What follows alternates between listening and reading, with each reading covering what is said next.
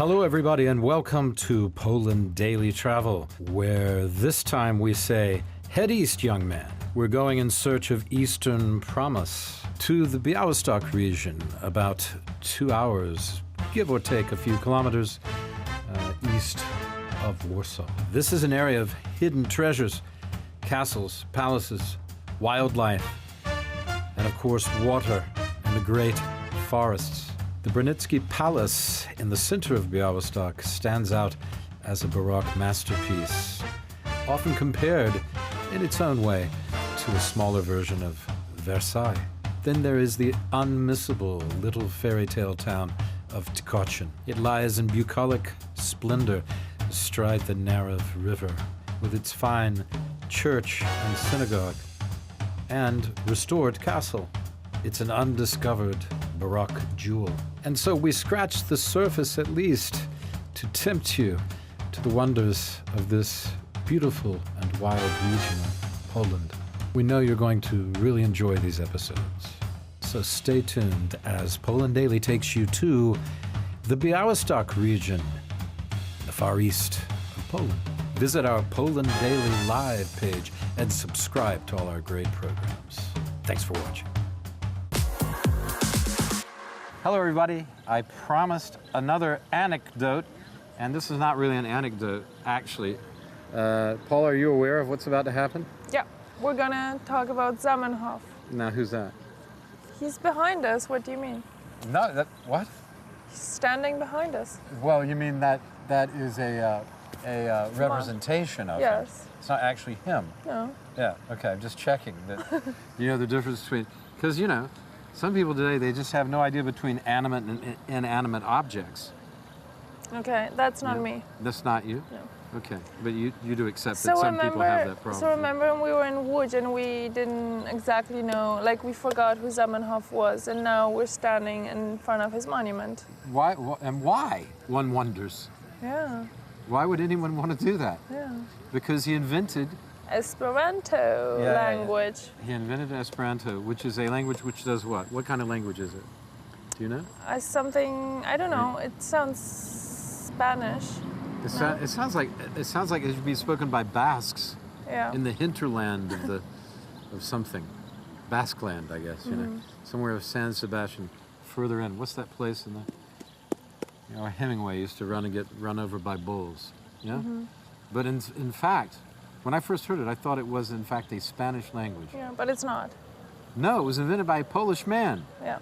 And his name is Ludwig Zamenhof. Zamenhof. And he was born in Białystok. Yeah.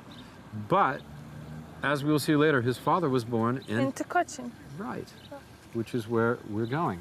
So the interesting part of that is that there are 9 things you need to know about Esperanto and its creator. Let's look at them. Here's a couple of things you really need to know. Okay. About, what's his name? Ludwig Zamenhof. So Esperanto is the most popular constructed language in the world. Is that right? Yeah. Where does it say that?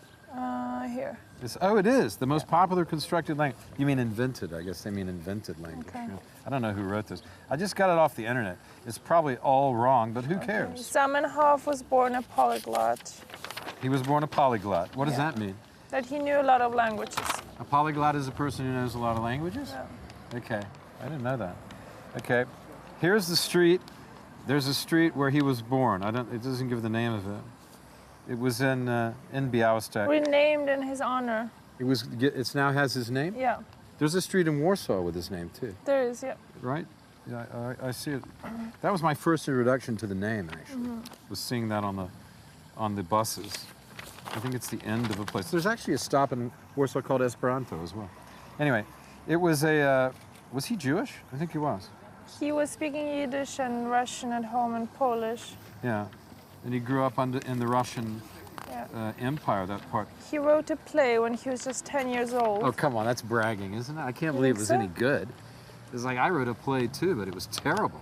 I wrote a play when I was 8, but it was terrible. I mean, my teacher threw me out of class. What else do we need? He wrote a play. He was a linguist ophthalmologist. What is that? Do you know what that is? No, that he'll... If anybody out there knows what a linguist ophthalmologist is, would you please examine our eyes verbally? Leo Tolstoy learned, I wish I could just throw these away, but I can't throw these away because they will blow away into the fountain over here and we'll get arrested. But what? wait, listen, before Tolstoy, Zamenhof was only 19 when he finished working on the first version of Esperanto.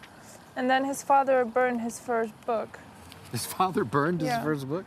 What a nice guy. He probably read that first play. According to the family legend, he wanted his son to pay more attention to his studies. Pay more attention? The guy invented a language. How can he pay more attention to studies? So now about Tolstoy. Tolstoy learned Esperanto. Yeah, Tolstoy, what a bore. He was always doing boring things. I like him. You like Tolstoy? Yeah. I mean, what did he ever write that you like? He was a writer, wasn't he? Yeah. Yeah, or a farmer. Are you checking my knowledge of literature? No, I just thought maybe you had a favorite He was a writer. by Tolstoy. Yeah, you don't have a favorite? The first Warsaw, the first Esperanto book came out in Warsaw on what date? The 14th of July, 1887. I bet you didn't know that. No. You didn't know that. You see? did not. Aren't you glad I gave you this? Esperanto was meant as a manifesto of peace. Did you know that? Interesting. No, I did not. I didn't know that either. It was Zamenhof's way of promoting the peaceful coexistence of different people and different cultures, and he was, of course, very concerned with the Jewish issue in Eastern Europe. I mean, this part of the world was very. There was a huge Jewish population back when Zamenhof was writing his inventing a language and writing a play. Yeah. He wrote the play first. What age did he write the play at? 10. Yeah, 8. 8. He developed his own ideology. Homoranismo. Yeah, what is that? I have no idea what that is. Homoranismo? It's based on the Jewish philosopher Hillel. Like Hillel House, I guess. Yeah. It's a Jewish clubs. It was an attempt to reform Judaism so that its believers would no longer be victims of anti-Semitic propaganda. Okay, so maybe the whole idea of the language was if people share a common language, and they won't misunderstand each other as much. Right? Makes sense. Do you think that's true? Could be. Zamenhof avoided labeling his own nationality. He labeled, yes, because it was a very mixed-up. He wasn't sure. Was he a Russian Jew? Was he a Jew from Russia? Was he Polish? I mean, who knew back then? Because Poland was partitioned. And the last thing is Esperanto speakers were targeted during the Holocaust. Now, I didn't know that. This is his mother, isn't it? Yeah, should we There's show a it? picture of his... Yeah. I already showed it. Did you show the picture of his mom? Yeah, you did? Okay. Good. He died in Warsaw on 14th of April, 1917, so he didn't even live to see the end of World War I. Yeah. So he must have been very unhappy at the end of his He life. had 2 sons and a daughter. He had 2 sons and a dog? Daughter. Oh, a daughter. Okay, sorry, I misunderstood that. It's not nice to call a lady that. The rest of it's sad stuff because his daughter died during the war. No, Esperanto is spoken by 2 million people. That's the last one. Yeah. Esperanto is spoken by 2 million people. It is not spoken by us, but perhaps you should speak it to promote understanding in the world between people who often misunderstand each other because, why? They don't share the same language. Correct. Jeez, you don't need me. Fantastic over here. Hey, we're in Białystok. We're standing in a nice sunshine. And we say thank you to Mr. Ludwig Zamenhof, a great genius. Thank you, sir. Thank you. And thank you. Like us on YouTube. Give us that thumbs up. It means a lot. See you next time. Say goodbye, Paula. Bye.